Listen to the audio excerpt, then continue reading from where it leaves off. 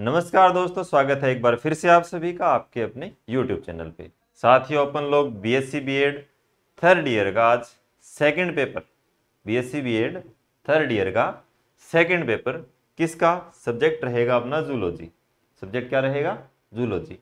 उसको आज हम मॉडल पेपर के रूप में उसका देखेंगे। आपका एग्जाम नज़दीक है तो मैंने सोचा आपको पहले ये करवा देते हैं।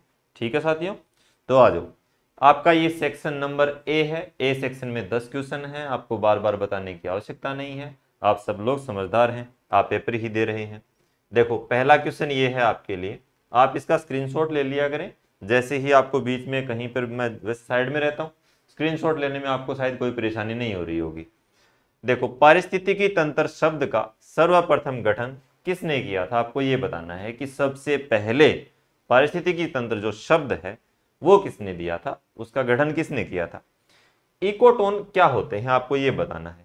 क्या बताना है आपको कि इकोटोन जो होते हैं वो क्या होते हैं। अम्लीय वर्षा के लिए उत्तरदायी प्रमुख गैस कौन कौन सी होती है? आपको मुख्य जितनी भी गैसें हैं, तो CO2, CFC जो भी है आपके लिए, वो आपको बतानी है कि कौन कौन सी गैसें हैं वो आपकी प्रमुख होती है। ठीक है ना। यूट्रोफिकेशन क्या होता है आपको ये बताना है। दो अनवीकरणीय एवं नवीकरणीय संसाधनों के नाम लिखने हैं। उनमें से कोई दो पूछ सकते हैं, 3, 4 कितने भी आ सकते हैं। इनमें से यहाँ पे मैं आपके लिए दो लेके आया, तो इसका मतलब ये नहीं है कि आप सिर्फ दो ही पढ़ेंगे, आप सारे ही पढ़ लें ताकि आपको परेशानी ना हो। ग्रीन हाउस प्रभाव क्या है? ग्रीन हाउस प्रभाव क्या है? व्यवहारिकी के जनक टेक्सा की परिभाषा को आपको बताना है।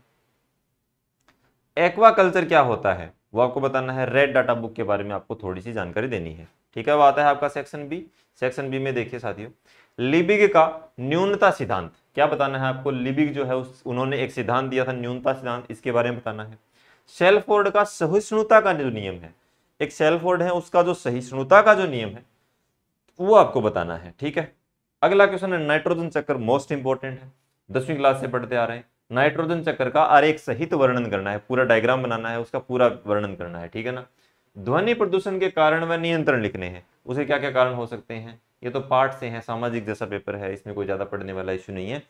अम्लीय वर्षा पर संक्षिप्त टिप्पणी लिखनी है। अम्लीय वर्षा क्या होती है, कैसे होती है, उसके ऊपर आपको थोड़ा सा बताना है। प्रदूषण लगभग, यानी कि जितने भी ये जो आपके लिए साइड में लिखा है, ये इसलिए लिखा है कि जितने भी ध्वनि प्रदूषण है, वायु प्रदूषण है, जितने भी प्रकार के प्रदूषण है वो सारे आपके लिए इंपॉर्टेंट रहने वाले हैं। कौन से में भी एक उनमें से कोई उठा लेगा और वो आपसे पूछ लेगा। ओजोन परत के क्षरण पर आपको संक्षिप्त टिप्पणी लिखनी है। जो ओजोन परत है आपकी, उसका जो क्षरण हो रहा है, चाहे वो CFC की वजह से हो, चाहे वो क्लोरीन की वजह से हो, चाहे वो किसी वजह से हो, वो आपको सारा का सारा यहाँ पे बताना है। बायोमैग्निफिकेशन का वर्णन करना है आपको। ये जो बायोमैग्निफिकेशन है इसका आपको पूरा वर्णन करना है कि ये क्या होता है। ठीक है ना।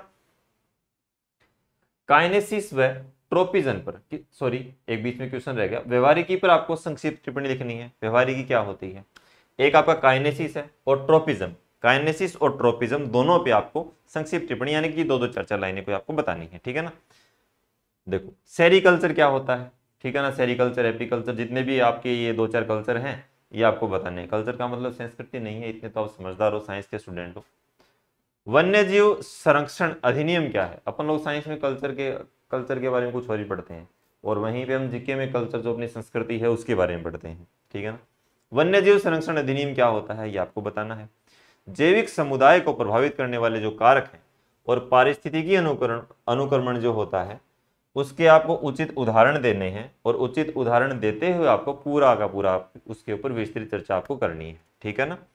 प्रकाश रासायनिक धूम्र या मृदा प्रदूषण, ये एक तो हो गया प्रकाश रासायनिक धूम्र, या फिर आप बोल सकते हो मृदा प्रदूषण का आपको विस्तार से आपको वर्णन करना है।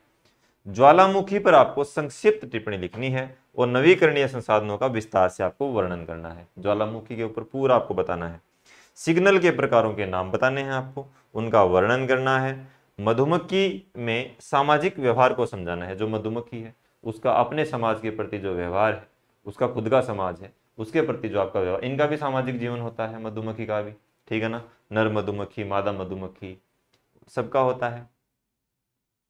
वर्टिब्रेट्स का आर्थिक महत्व क्या होता है? वर्टिब्रेट्स जो है उसका आर्थिक महत्व आपको बताना है।